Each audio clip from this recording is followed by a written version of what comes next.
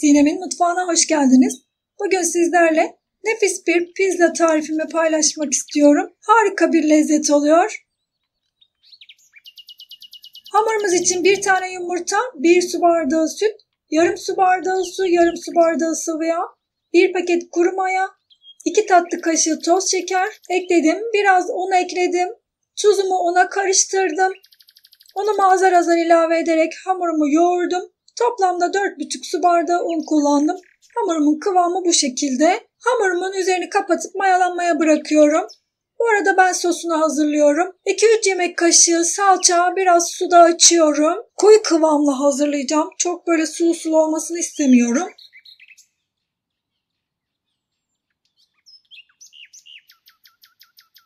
Bir çay kaşığı kekik ekledim ve karıştırıyorum. Böyle 1-2 taşım kaynadıktan sonra ocağımın altını kapattım. Hamurum da bu arada çok güzel bir şekilde mayalanmış.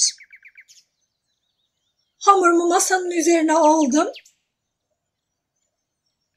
6 tane pizza çıkaracağım için 6 parçaya böldüm.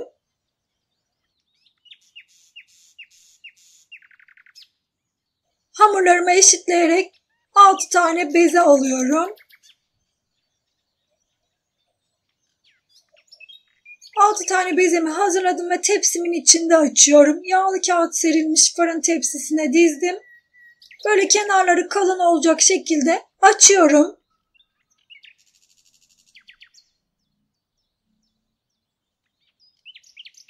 Makasla kesiyorum kenarlarını.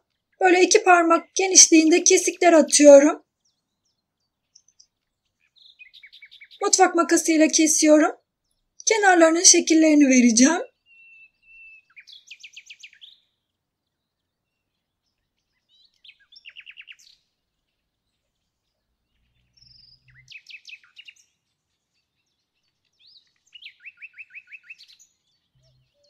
Bir tane jiletle de üzerlerine, bakın her kestiğim parçanın üzerine 3 tane çizik atıyorum.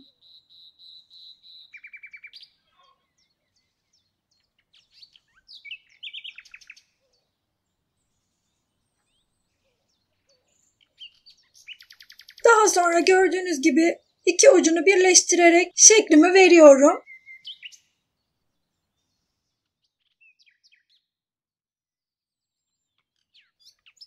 Hazırladığım salçalı sostan sürüyorum üzerine.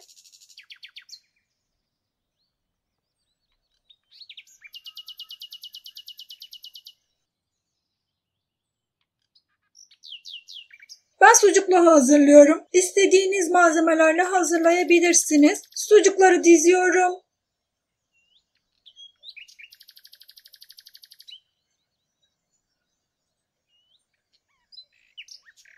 İnce ince doğranmış kırmızı biber ve kapya biber kullanıyorum. Zeytin. Çekirdeklerini çıkarttım. Zeytinleri dilimledim. Mısır kullanıyorum. Üzerine biraz mısır serptim. Küçük küçük mantarlardan kullanıyorum. Mantarları da dilimledim. Üzerine de kaşar peyniri rendeledim. Kaşar peynirlerini serptim ve fırınıma veriyorum. Önceden ısıtılmış 180 derecelik fırında üzerleri kızarana kadar pişirdim.